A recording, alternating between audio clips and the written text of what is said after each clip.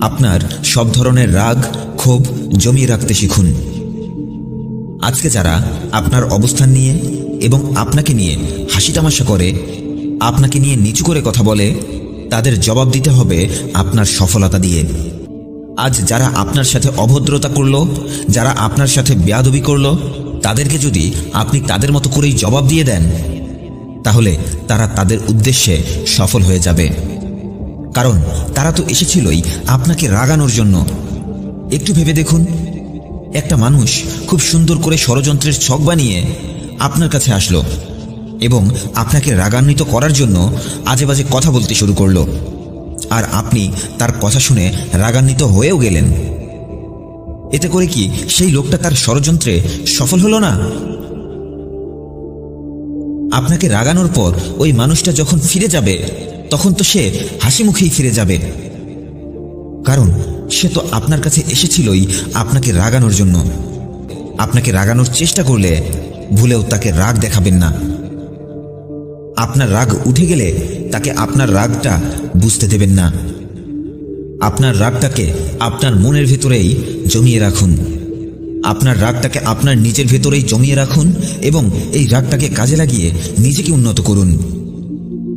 আপনার রাগটা আপনাকে যেমন একজন ব্যর্থ মানুষের কাতারে দাঁড় করিয়ে দিতে পারে, ঠিক তেমনিভাবেই আপনার রাগটা আপনাকে একজন সফল মানুষের কাতারেও দাঁড় করিয়ে দিতে পারে। তাই নিজের রাগ এবং নিজের ইমোশনকে নিয়ন্ত্রণ করুন। আপনি কেন তাদেরকে আপনার জীবন নিয়ে খেলাধুলা করার সুযোগ দেবেন? আপনার সব রাগ জেদ জমিয়ে রাখুন। আপনার এই রাগ এবং জেদকে কাজে লাগিয়ে আপনার স্বপ্নটাকে পূরণ করুন।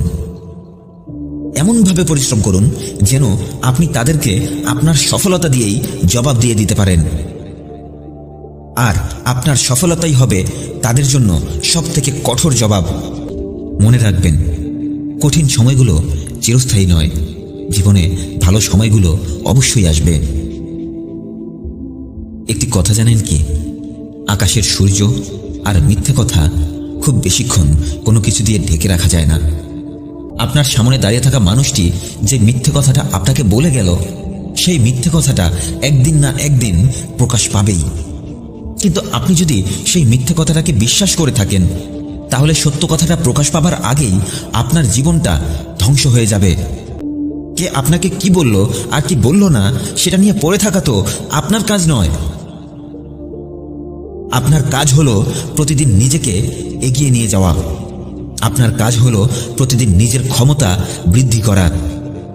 দেখুন, অন্যদেরকে খুশি করতে গিয়ে নিজেকে ভুলে যাওয়া আপনার কাজ নয়, বরং আপনার কাজ হচ্ছে আপনার ভবিষ্যৎ দিনগুলোকে আজকের থেকে আরো সুন্দর করে গড়ে তোলা। অন্য সবার মতো আপনিও একটাই জীবন পেয়েছেন। ভুলে যাবেন না, আপনার সৃষ্টিকর্তা আপনাকে এই পৃথিবীতে নিজের ক্ষতি করার জন্য পাঠাননি। তিনি আপনাকে পাঠিয়েছেন নিজের জীবনটাকে সাজানোর পর যতটা সম্ভব এই পৃথিবীটাকে সাজিয়ে দিয়ে যাওয়ার জন্য। তাহলে কেন আপনি উদাসীন হয়ে নিজের এই সুন্দর জীবনটাকে নষ্ট করে ফেলছেন? আপনি হয়তো জানেন না, আপনার সৃষ্টিকর্তা আপনার উদাসীন মুখটা দেখতে চান না। তিনি চান আপনি পরিশ্রম করে আপনার জন্য রেখে দেয়া আনন্দগুলোকে আপনি নিজেই অর্জন করুন। হ্যাঁ, তিনি অবশ্যই চান আপনি পরিশ্রম করে আপনার জন্য রেখে দেয়া আনন্দগুলোকে আপনি অর্জন করুন।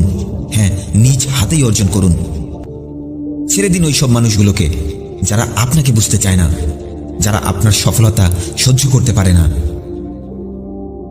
দেখুন, আপনার আশেপাশে এমন কিছু মানুষ আছে যাদেরকে আপনি যতদিন আপনার আশেপাশে রাখবেন, তারা ততদিন আপনাকে উপরে উঠতে দেবে না। তারা সুযোগ পেলেই আপনার স্বপ্নটাকে বিক্রি করে নিজের স্বপ্নটাকে পূরণ করবে। কিন্তু মনে রাখবেন, কেউ আপনার কাছে আপনার ব্যর্থতার কারণ জানতে চাইবে না। কেউই না। কেউ এসে আপনার পাশে দাঁড়িয়ে আপনাকে নতুন করে রাস্তা দেখিয়ে দেবে না। সবাই শুধু এটাই বলবে যে আপনি ব্যর্থ, আপনাকে দিয়ে আর কিছুই হবে না। আপনি কতটা পরিশ্রম করেছেন, নিজের স্বপ্নের জন্য কতটা স্যাক্রিফাইস করেছেন, এটা কেউ দেখবে না। সবাই শুধু আপনার ব্যর্থতা নিয়েই হাসি তামাশা করবে, কারণ দুনিয়ার কাছে আপনি এখন শুধুমাত্র একজন ব্যর্থ মানুষ। তাই ব্যর্থতাকে ভয় না করে, চেষ্টা না করে বসে থাকাটাকে ভয় করুন। আগের থেকে আরো বেশি শক্তিশালী হয়ে ঘুরে দাঁড়াতে শিখুন।